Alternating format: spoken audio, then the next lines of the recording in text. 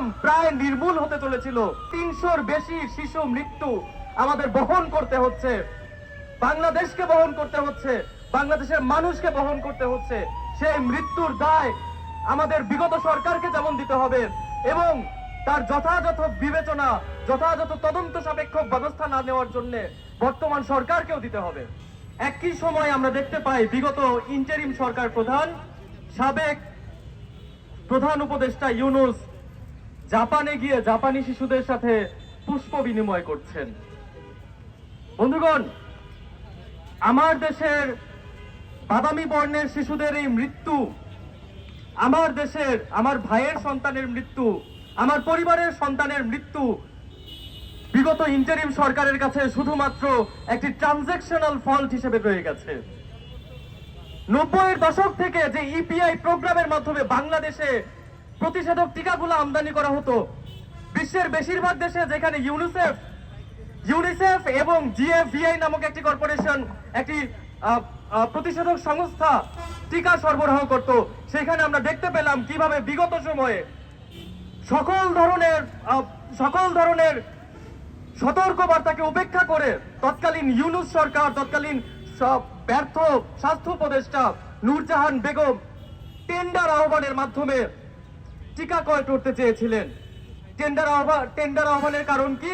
উন্নত মানের টিকা কেনা না, টেন্ডার আহ্বান করা হয়েছিল যাতে ন্যূনতম মূল্যে টিকা কেনা যায় এবং বাংলাদেশ সরকারের ব্যবসায়িক সফলতা অর্জন করা যায়।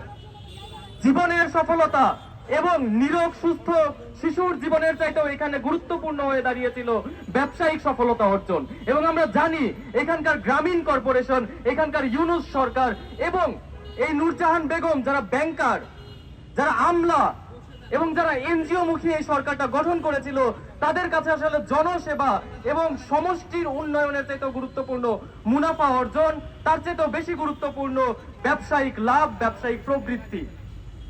এবং বিগত সময়ের এই যে প্রজেক্ট, এই যে টেন্ডারবাজি, এই যে একটা সরকারি গাফলতি, যেখানে বাংলাদেশের জনসমষ্টির কথার মূল্যায়ন করা হয় নাই, এবং একই সাথে আমরা যখন অপরাধ করি সেই অপরাধের ফলাফল কি হবে আমরা না জানলে অপরাধটা অনেকাংশে লঘু হয়ে যায়।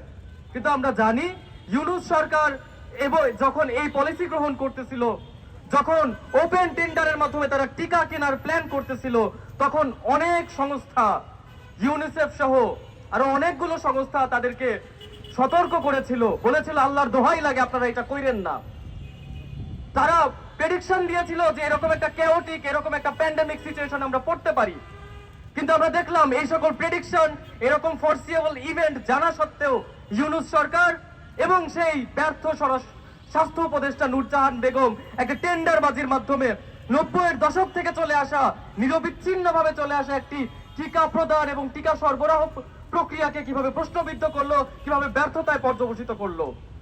বন্ধুগণ, যেই প্রক্রিয়ার মাধ্যমে বাংলাদেশ থেকে একটা পর্যায়ে হাম প্রায় নির্মূল হতে চলেছিল, যেই প্রক্রিয়ার মাধ্যমে বাংলাদেশ থেকে পোলিও নির্মূল হয়ে যাচ্ছিল, সেই প্রক্রিয়াকে এইভাবে ব্যর্থতায় পর্যবসিত করা এবং এই যে 300-র বেশি শিশু মৃত্যু আমাদের বহন করতে হচ্ছে, বাংলাদেশকে বহন করতে হচ্ছে, বাংলাদেশের মানুষকে বহন করতে হচ্ছে, সেই মৃত্যুর দায় আমাদের বিগত সরকারকে যেমন দিতে হবে এবং তার যথাযথ বিবেচনা, যথাযথ তদন্ত সাপেক্ষ ব্যবস্থা না নেওয়ার জন্য বর্তমান সরকারকেও দিতে হবে। এবং বর্তমানে বিপ্লবী ছাত্র মৈত্রী তার এই অবস্থানে ঘোষণা করছে যে বিগত ইন্টারিম সরকার সে এরকম যতগুলো জনবিরোধী, মানুষের স্বাস্থ্য এবং সুরক্ষা বিরোধী যতগুলো প্রজেক্ট নিয়েছে এবং ব্যর্থতায় পর্যবসিত হয়েছে, তার সুষ্ঠু এবং নিরপেক্ষ তদন্ত করা হোক এবং তদন্ত পরবর্তী বিচারের আওতায় ওই সকল দায়ী দোষী ইন্টারিমের কর্তা ব্যক্তিদের অবশ্যই নিয়ে আসা হোক।